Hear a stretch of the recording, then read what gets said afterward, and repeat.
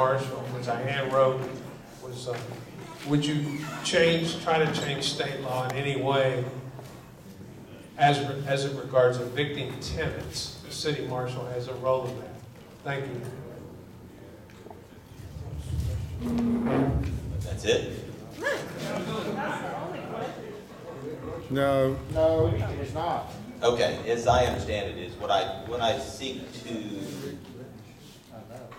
legislate or to change any kind of laws that currently deal with the evictions.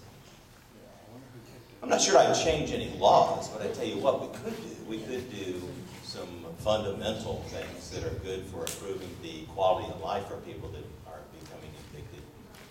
One of the things that I'd like to look into is that everybody in the city marshal's office, the city marshal knows who's being evicted. And nobody wins during an eviction. Not the tenant, not the landlord, not the public. So what we can do is we can hopefully enhance the quality of life for all those concerned. Now my plan is that since the marshal's office knows when someone is becoming or is going to be evicted, that typically the marshal arrives, he has his deputies, city marshal doesn't arrive, but his deputies go there, and the landlord, as I understand it, pays a couple of people to move the person's belongings out onto the street. And they're placed on the curb. Now that in itself doesn't seem the right thing to do, and is socially unacceptable. Because all it does is it invites theft. And children that are in a home have no clue why they're being evicted. They don't understand why their stuff is being placed on the curb. So imagine a child sitting on the curb watching his stuff being taken by others who do not belong to that stuff, who didn't earn that stuff. Now, I understand that children are the victims of an adult's poor decisions. And I get that. And sometimes it's just life that gets in the way of someone paying rent or not paying rent, and they get evicted. And I'll tell you his personal story, and I'll wrap around, coming back to the end here. But the point is that my plan is to have a pods unit waiting there for the eviction process. And all those items from that house go into a pods unit for storage. It doesn't go on the street for code enforcement or the officers to just let sit there and invite people to steal it. And that's really what happens, is stealing it. But we all know once it goes on the curb, it's anybody's property. So we have a pods unit, and all this stuff goes into a pods unit. And the pods unit gets stored 30 to 45 days. I'm not saying that's concrete, but it's something like that. And at the marshal's office, because of the discretionary funding, we'll pay for that storage temporarily. Now, the person wants to get that stuff back. They have 30 to 45 days to go down to the pods unit and pay the storage fee, plus all about restitution and not just a fine. Restitution for the amount of money that a landlord pays to have two people move that stuff out. That's fair. I think that's equitable. I think that's responsible, and that's accountable. So they get their stuff out, and life goes on. Now, if they choose not to get their stuff out in 30 to 45 days, then the stuff becomes the property of the city marshal, in which we can donate it to Providence House, we can donate it to other nonprofit organizations, or we can sell it. I'm not sure exactly how we're going to do that, but those are some of the things we can do. The whole point is that we need to make sure that it's a win-win-win situation. Now, the landlord is not going to be thrilled because it's the process itself, takes a long time, and we understand that. But there's something we can do maybe to shorten that process of an eviction. I've gotten together with a lot of realtors who agreed to sit on an advisory committee to talk about this specific item and see how we can best improve it. They're all for it.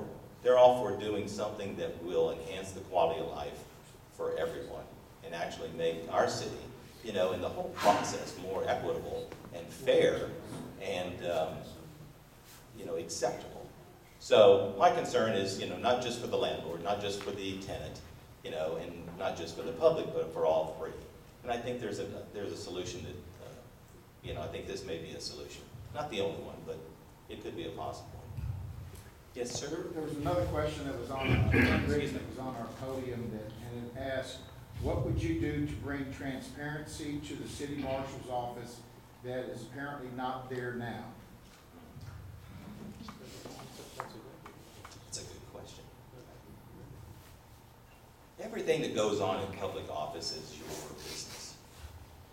City marshal, city hall, it doesn't matter. You're the employer. We're the employees. You have every right to demand to see any kind of documentation, unless it's legal, unless there's some kind of a legal issue that's currently in the court system that hasn't been decided. You know, as far as the city marshal's office goes, you should be able to go at least quarterly online to see exactly where all the expenditures are, to see where we're spending money. Whether it's discretionary, whether it's general, whether it's taxed, it doesn't really matter what kind of funding you call it. The point is that you have the right to look at where your money's going. It is your money. Call it taxed, call it discretionary, it really doesn't matter how we get the money. The point is that you're entrusting us to do the right thing for the right reason, to spend your money, you know, wisely and well. And so, as far as transparency, I don't think there's an issue under my administration with being transparent.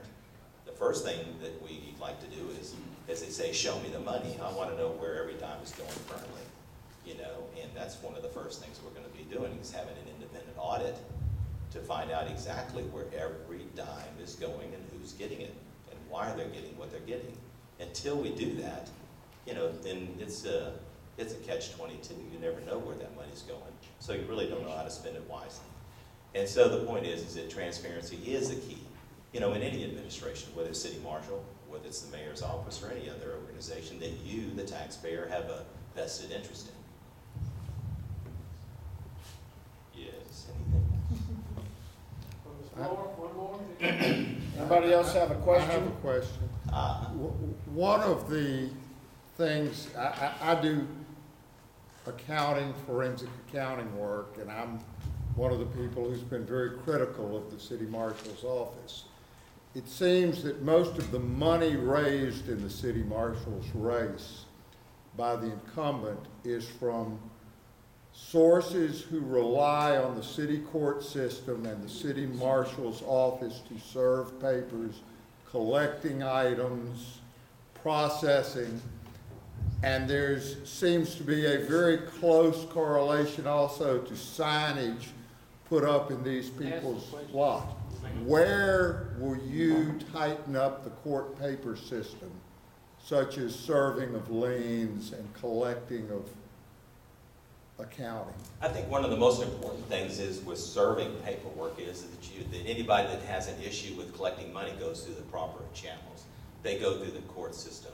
They don't just give us a call and we send a deputy out there to go collect money, you know. So the point is that, you know, it is back to being transparent again, and therefore the whole collection system is that, you know, we have a responsibility to do the right thing for the right reason every time and all the time. And so anything other than doing things the right way, the legal way, the responsible way, without considering who has social, financial, or economic status that puts them above someone else. So the point is that everybody gets treated fairly and equitably, you know, responsibly and with true accountability. So I think that's the only way that you can run any organization, especially a city marshal's office that deals with so much money, is that you do it fairly, you know, to where everybody, regardless of their status, they don't get anything more, they don't get anything less, they get exactly what they deserve and, you know, what the law requires. And so if you do the right thing for the right reason every time and all the time, you won't have an issue with this at the end of the day. Thank you for coming. Thank you for inviting me. I appreciate it. Miss Victoria?